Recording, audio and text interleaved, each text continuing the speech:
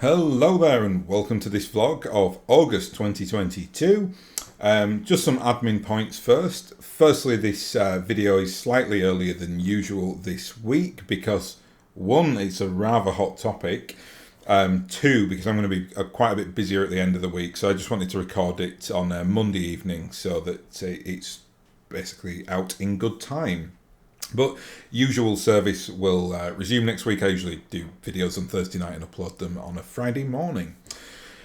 Anyway, today's topic is going to be probably the most controversial topic that I have ever touched upon. It's very much a real world topic, so although obviously related to Battletech as a Battletech channel.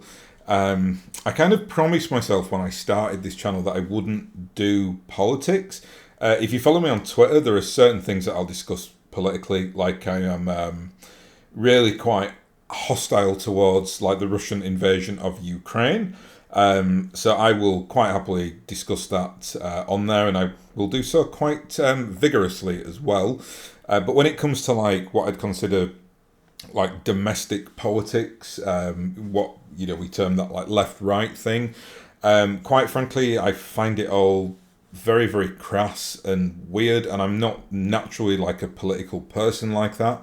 I think most people feel this way in modern life anyway. There's some things that I'm quite like right of centre on and some things that I'm quite left of centre on.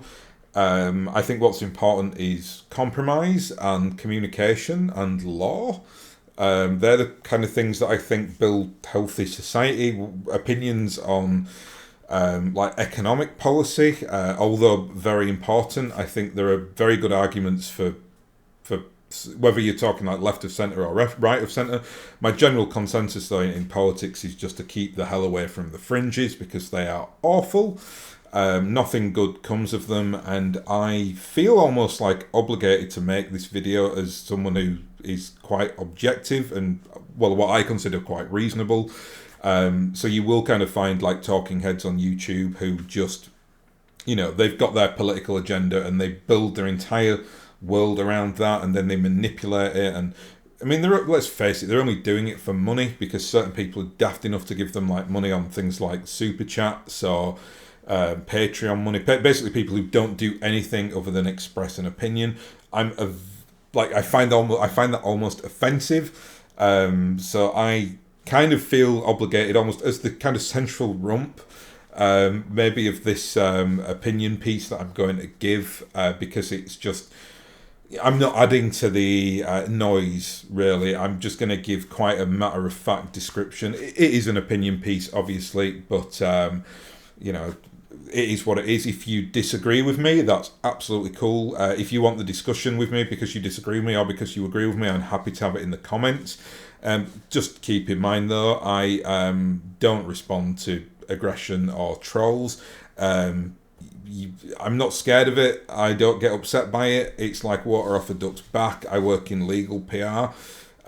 Believe you me, I dealt with some of the most weird and wonderful things you can imagine on that particular front. So I am not scared by like a 21-year-old on YouTube commenting. I don't care. So fill your boots, whatever. Right, so let's talk about this then. Let's get into some detail. I'll try to kind of structure this to give like a bit of background. Then I'll kind of discuss like my feelings on it as almost like an opinion piece, and then we'll conclude. This topic though, first of all, I find it really quite sad. It actually surrounds a very prominent writer in Battletech, a chap called Blaine Lee Pardoe. From here I'll call him Blaine. Don't know him personally, but I think it'd be a bit patronising to call him Mr. Pardoe, so I'll just call him Blaine. If you were going to create like a top 10 list of inspirational people in Battletech in terms of the content that they've done or like the mech designs, anything else, Blaine would be on that list for me for sure. In terms of writers, there are lots of good Battletech writers, but I think like my favourite Battletech writer has really always been Michael Stackpole. I think Michael is like a phenomenal writer. But Blaine, I mean, I've not read as many of Blaine's books, but the book that I remember reading when I was young was Highlander Gambit. I thought that was a superb book. He's also done a lot of work on the Snords Irregulars as well, and I love the Snords Irregulars. So Blaine is a hugely important person in the wider context of BattleTech. I can't speak for the quality of his writing over the last 20 years really, because I've not read any of the kind of post Fedcom Civil War stuff. He is though, like what I'll term from here on out, though this is probably incorrect, but I'll call him the lead writer. He's the one that wrote the last big narrative shift book that I think was set in like 3150. So Blaine is like really quite a powerful person within the confines of the direction that BattleTech takes. I realise that Catalyst will be the one saying this is the story that we want to go down, and then Blaine facilitates that. But he will absolutely have input on that, I am sure, as someone who has written so much content for BattleTech over the years. And that's really why I find this sad, because he's a very important person in the community. Over the last few years, though, we've had quite a... Again, I consider it sad, and I don't mean that in a patronising way, but Blaine has kind of veered from having what I'd consider I don't know, the language on this is so difficult, but it's fine to have a political opinion, right? And it's fine just to kind of say you believe in small government, low tax, right? No one's going to argue with that at all. Well, unless they're in the fringe of the other side, and then they can be ignored. But generally speaking, I think if someone's got quite a little bit left wing views, and someone's got a little bit right wing views, or someone's quite centrist, we don't tend to murder each other in the streets over that. It's only the kind of really extreme fringes that tend to get violent. So Blaine is, the things that he's been saying, they go from really quite normalized political dialogue, like what I just said there. I believe in small state, low tax, whatever, right through to some pretty wacky conspiracy theories, which is the thing that's, I think, got him into quite a bit of trouble here. On the conspiracy theory factor, don't get me wrong, he's not like David Icke level, the Queen is an alien and whatever else nonsense David Icke talks about, but it's, he's not that. It's like, well, I think a lot of it was over the Trump administration, which I'm not going to get into here because I just find it so boring. But he had what you'd call controversial opinions that I think offended quite a few people. Now, I'll go on record as saying this quite early on. As an individual, you obviously have a right, in a modern democracy at least, of having freedom of speech. That's sacrosanct. I would literally fight and die on somebody's behalf to allow them to have freedom of speech. It's the thing that once that starts to get edged away, that's when usually the jackbooted weirdos take over. So I am a huge proponent of free speech. However, and this is where not that my opinion on this is controversial really, but this is where I will start talking about things now that you may agree or disagree with, or you might be putting a different slant on it, which gives you food for thought. That would obviously be good. That's what YouTube is good at, is getting those different ideas and brewing and having people discuss them. But I'm just going to categorically say this. I think Catalyst have been absolutely correct in what they have done, which, if you don't know, is they have cut Blaine loose because of his more controversial public persona and his opinions over the last few years. I'm going to, though, catalogue why I think that is the case, and I'm gonna try and kind of keep this away from the morality of the discussion, but I'll tell you where I sit on it. When I see his tweets and I've seen things of what he said and what he's written, yes, I'm going to be honest, I find a lot of what he thinks quite uncomfortable. To my knowledge, though, he's never said anything illegal or inciting violence. I mean, again, I'm not going to troll through his tweets. Thank you very much. I've got better things to do. But I don't recall, from things that I've seen, have been what I'd consider slightly problematic. Like if I had a friend who was doing something like that, I think I might have to kind of have a quiet word with them and say, is everything okay? That's kind of how I see it. Like, this is clearly as well, Blaine's an intelligent, articulate person. Maybe there's some more naivety to this. Maybe he's got some, some drama going on, and this is how it manifests. I don't know. I'm not gonna, I've got no idea. But I think like I said, I find it more sad that I know a lot of people are directing like heat either at Blaine or at Catalyst, and it's all getting very heated and emotional. I just think this whole situation could have been hugely avoided a long time ago with a very curt discussion with Blaine, and that's kind of with my PR hat on there as someone who works. If you followed and if you've watched my videos before, I talk about this a little bit. I work in legal PR, which is one of the most like cutthroat PR areas in the world, as you'd expect. It's law. And big corporate law firms as well. So I kind of know this sphere. I kind of know the corporate world quite well, and that's where I'm going to kind of focus this slant. I'm going to really try to kind of keep away from the kind of morality aspect to it. Again, cards on table. Some of the stuff he was saying I was finding quite disturbing.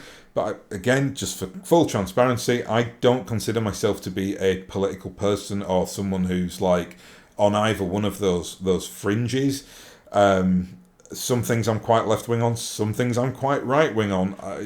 I usually try and judge a situation by its own merits and then make my choice. That's my personal opinion. We people, in my opinion, can take a lot of heat because we're seen as kind of fence sitters. Again, whatever, I don't care. I think what you want. But in terms of this situation, I'm going to now like catalogue why I think Catalyst have made the right decision.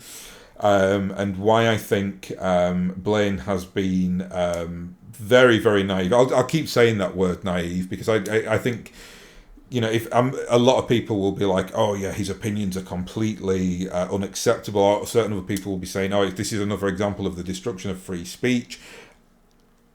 I'm not going to go there because I think that both of those opinions always get construed into the extreme fringes. I can see where they're both coming from on kind of a lesser level or a more moderate level, but what I'm going to talk about now is like the practicalities of why what he's done is really unacceptable.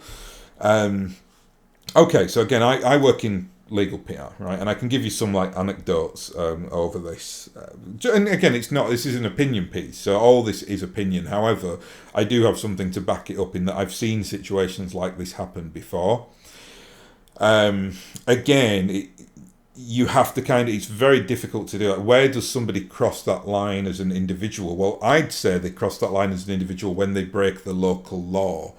So if you were on, say, like Twitter and you emailed somebody and made like a discriminatory comment followed by a threat, like literally a physical threat, I'm going to come and do harm to you kind of threat, that's where you have like crossed the line as an individual. Now, in different countries, and this is a discussion for like the executive, the legislative, and the judiciary to have in a democracy, where does that line sit? So should you be able to kind of say whatever you want to somebody as long as you don't act on it, or should it be that your like language is really monitored, and the second that you even offend someone, you can end up in like punitive trouble?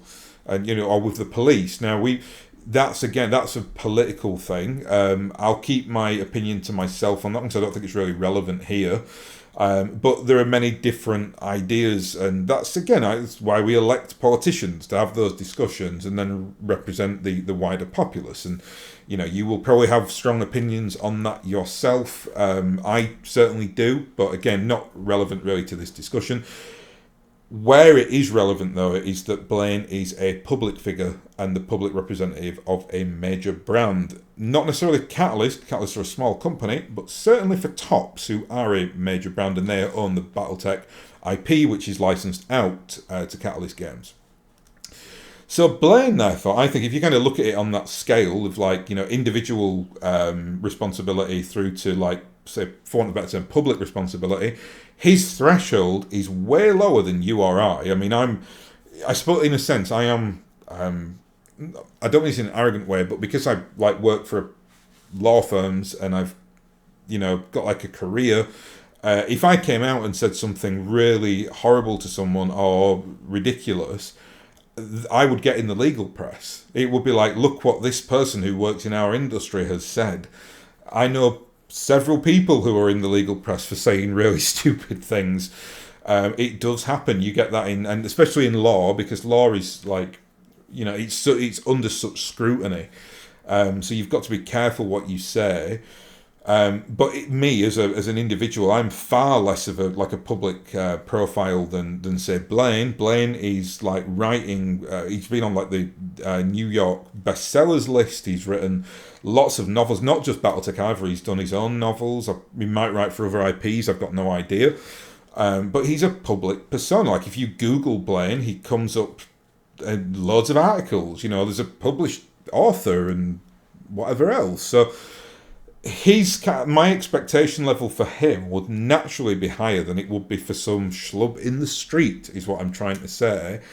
Now, when he started, I don't know when this started, but when all this kind of rhetoric, whatever you want to call it, started from him, if I was kind of on the PR front, and again, I'm no blame to Catalyst because they're a small company, and they usually hire people as well on, like subcontracts. Blaine doesn't work for them specifically. He's just given work by them as a contractor.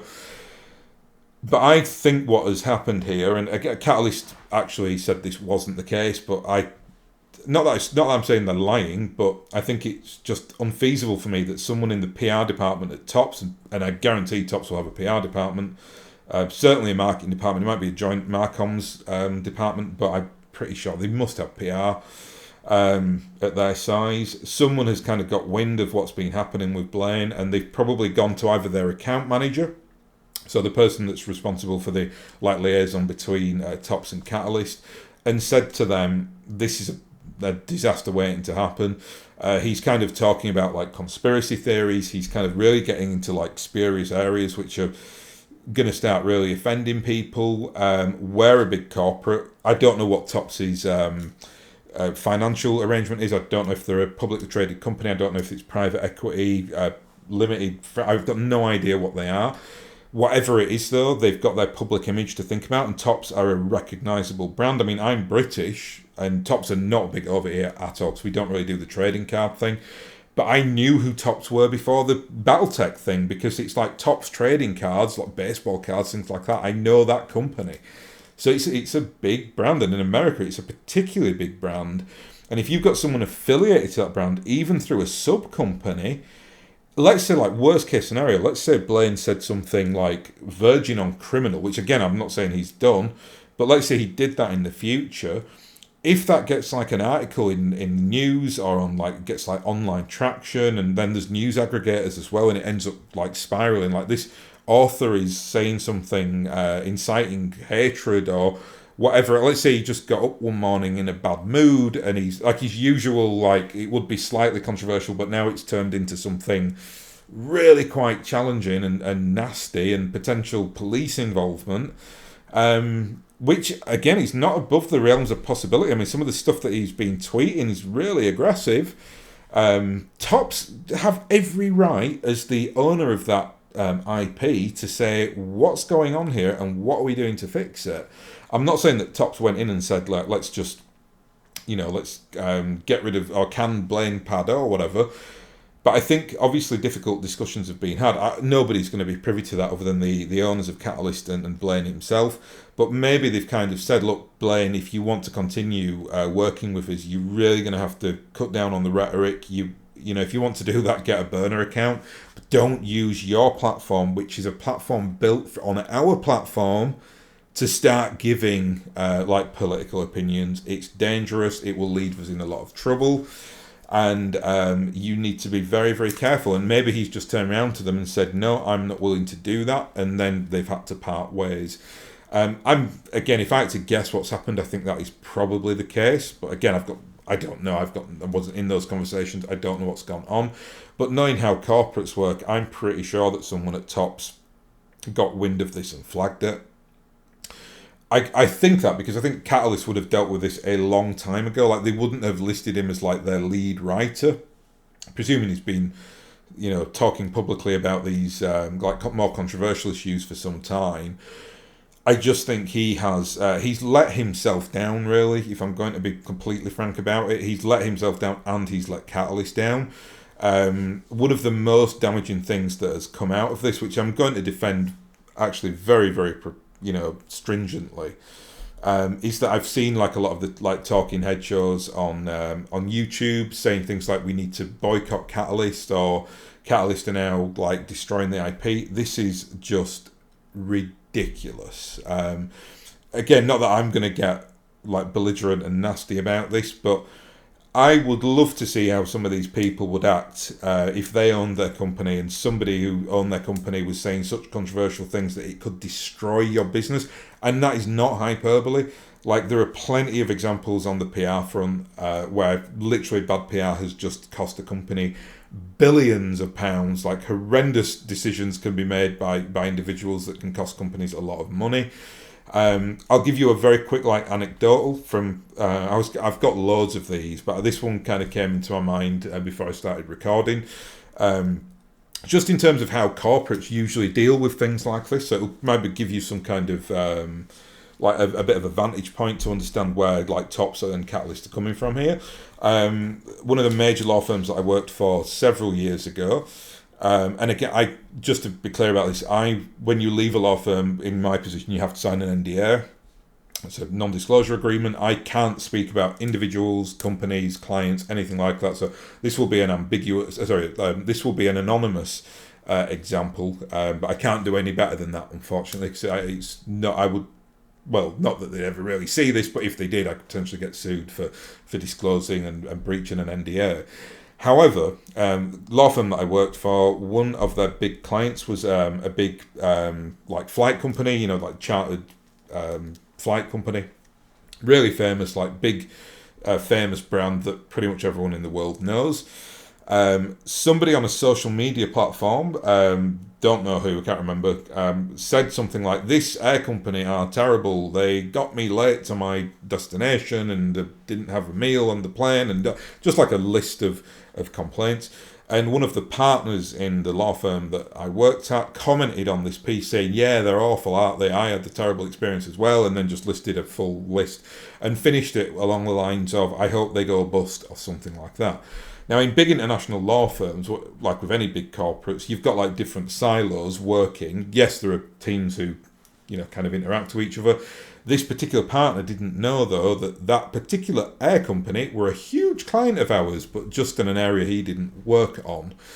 And that was problematic because that client found out about this and went absolutely crazy, as you would expect, and said partner ended up getting managed out of the business very, very shortly thereafter because it had upset the client so much, and it was a huge client as well. They spent a lot of money with us. So, if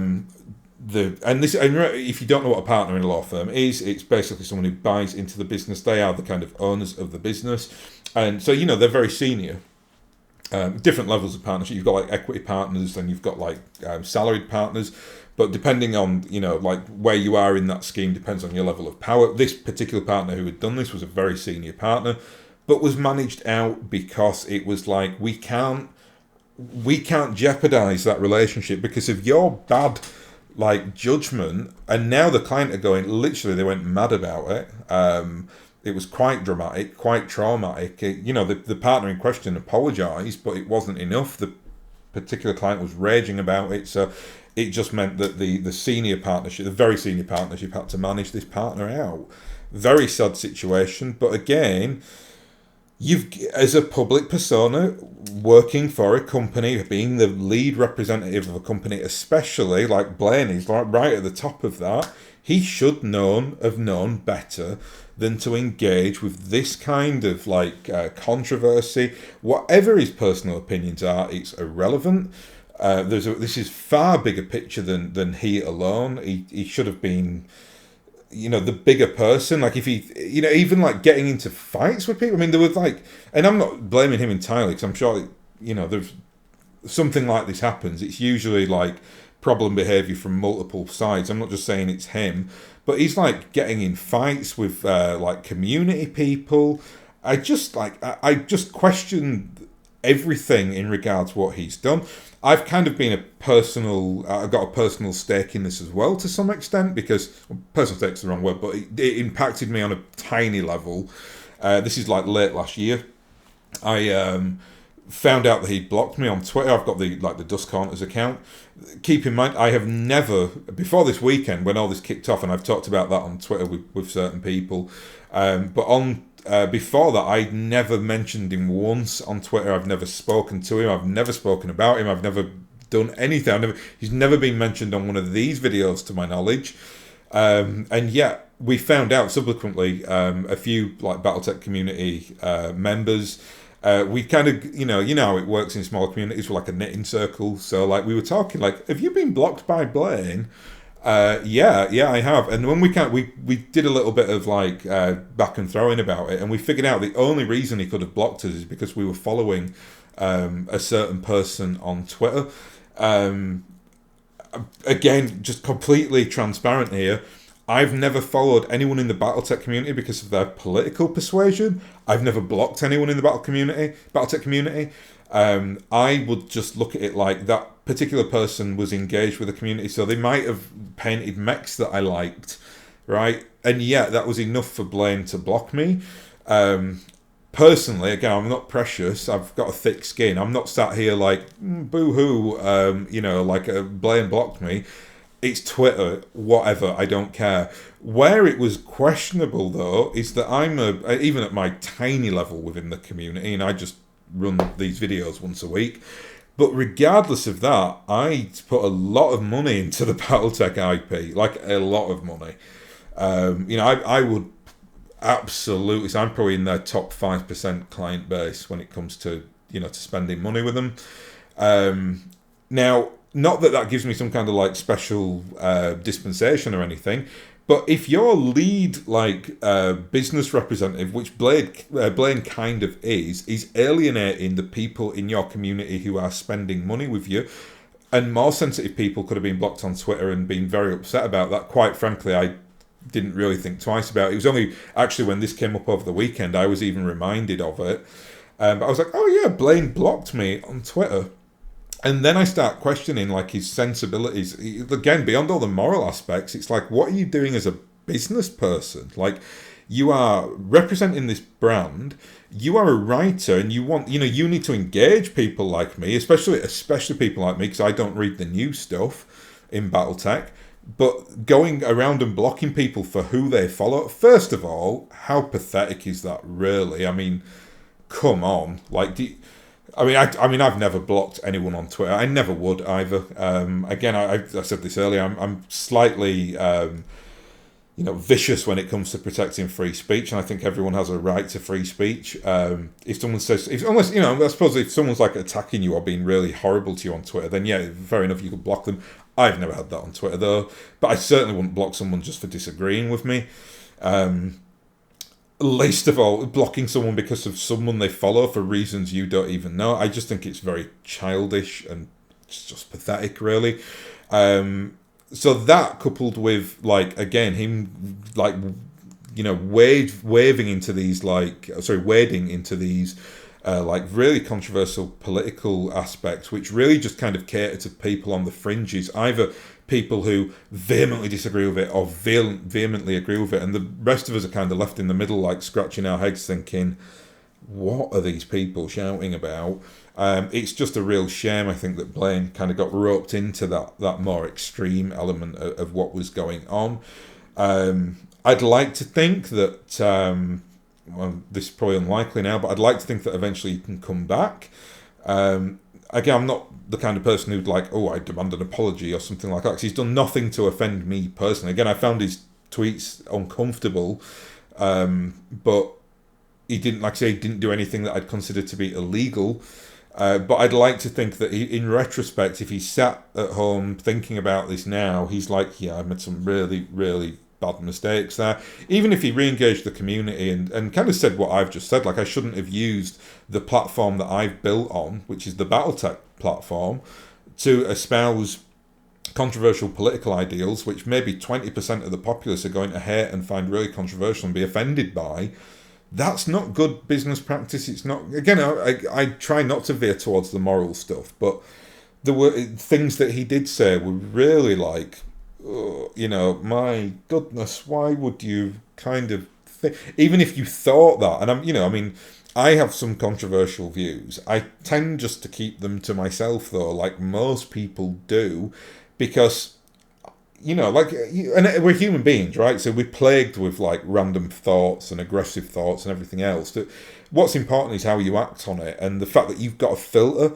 That's again, I mean, this is a social problem with social media that a lot of people simply take to it like drug addicts. Like it's just like they've just got to get everything down there. There's no filter to it. They don't know how to kind of police themselves on there. It's like giving a child a shotgun or something. It's very, very dangerous.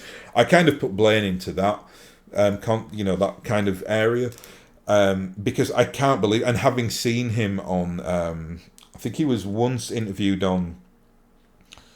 I think it was on Renegade, one of the big BattleTech channels. I think it was. I think it was Tex from Tex Talks BattleTechs, Michael Stackpole and Blaine Pardoe, I think. And Blaine sounded like a really nice guy. Like you wouldn't have ever listened to him and thought, oh yeah, he's got some really like offensive opinions. I'm sure that like in his everyday life, he sounds like a very nice chap.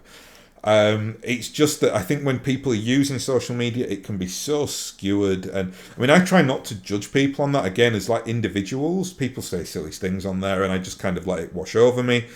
As long as it's not like breaking the law or kind of doing something like so offensive or like worse, like something like racially aggravated or something like that. But generally speaking, like again, that just to reiterate and conclude now, that like level of what you can and can't say when you are a public representative or representing a public organisation, it does change what you can and can't do. And some people might not want to hear that. Some people might be like, no, freedom of speech should be sacrosanct for everybody. Well, unfortunately, it doesn't work like that because of money. Like, how many people, like, if Blaine has maybe isolated and alienated, like, I don't know, maybe like a couple of thousand people from the BattleTech IP. And now, because of his act, because of what he's done, it's caused a cascade where you might have now like 800 people boycotting Catalyst. So you tell me what good has come out of this. No good has come out of it other than to feed the fringe opinion pieces. So you've got, and I'm not going to give airtime to any of these people. Some of them actually do entertain me, like as a BattleTech fan. I think that they're very good like content creators on that. I wish they'd stick to that though and just get out of the political game. I know why they don't though, because the political game is easy to get people in like emotionally. A lot of these people as well, I just consider financial charlatans. You get that, obviously a lot with things like the super chat issue, like on YouTube, where you've got people like they have to pay to basically ask a question. I'm not saying that's necessarily the worst thing in the world, because obviously if you've got a massive YouTube channel and you've got 30,000 people watching it, it's probably not the worst thing in the world to say, okay, it's $5 to ask a question, because otherwise you can't answer any questions because you're just going to get thousands of them. So I'm not saying it's necessarily bad as a filter, but I think when you've got relatively small like channels who are just doing opinion pieces, and they're not actually adding anything, like kind of what I am, like I wouldn't ask for your money because I don't deserve it, because I'm not giving you anything other than an opinion. If I was, there are YouTube BattleTech channels who provide wonderful like edited content and like analysis on the mechs. I mean, we all know they are. There's some absolute gems working in the BattleTech community. I think though some people, it's going to sound quite brutal, but they're so talentless. All they can do is express an opinion. Try to onboard other people who are really like malleable and easily manipulated to throw money at them, and then that's how they make a career, which for me isn't a career. It's just like selling snake oil from the back of a like a wagon, like out in the old west. It's just charlatan behaviour, and all I think the Blaine Pardoe situation has done is to fuel that fire, alienate people. It causes a lot of aggression, and that's because of him. Right? No. Don't have any, there's no soft way to put that. He made the choice to wade into that as a public figure and now to kind of set the community against each other, I think it was highly irresponsible. I'm actually, I mean, I will get a little bit emotive here. I'm very, very angry at him for what he's done. I'm very, very angry that he's forced Catalyst into this decision. If it affects like the next Kickstarter, I will probably never be able to forgive him. Not that I know him and not that he's asking for my forgiveness, but at that point I'd be like, no, I wash my hands of him. Done. It's over. Because that could happen. Again, there's that like anti element of the PR from this, that it could have fallout implications, especially if those fringe areas who are now saying boycott Catalyst get their way and people stop giving them money. I'd be very, very upset about that. I'd again go on record now publicly of saying, please don't do that. It's very childish. Catalyst were put in a pretty horrible position here, and I think the only mistake that Catalyst made is that they didn't act sooner. But here we are. At least they did act eventually, and I think that decision was well made. Anyway, again, if you want to discuss this with me, you can find me on Twitter, or you can do it in the comments below. Just to re-emphasise what I said earlier, if you are going to be coming at me direct from your mother's basement, mashing on your keyboard, I quite frankly don't care what you think. I don't want you anywhere near me. And I know some people get very like touchy-feely on that, like, oh yeah, everyone's opinion counts. No, it doesn't. If you're not going to, discuss this with me logically and rationally and give a counter opinion, I don't care what you think. You're not worth my time. Anyway, I'm going to leave it there on that very, very salty note. But I can be salty, just so you know. I try to be very objective on these videos, but deep down, I'm a pretty like hard-nosed, like ruthless person who works in business, and I treat YouTube exactly the same. But yeah, more than happy to discuss though if you are wanting a reasonable discussion about it. I would actually value your opinion, especially if you don't agree with what I've said. Say it, again, just tell me your reasons why, any anecdotal evidence that you've got, and I'll if you make a good point, I am a very reasonable person. I'm sure that, I concede quite often. I do that in a work sense. That's why if I'm working with teams, they usually have people in there who are a lot more experienced on certain things than I am, and you're crazy if you don't listen to other people's expertise. So I'm more than happy to have that discussion. Anyway, I'm going to leave that there. Just remember, this is the only video this week. It's going to be instead of the Friday video, but I will get back to the usual routine next time around. So I will thank you very much for watching, and I'll hopefully catch you again next time.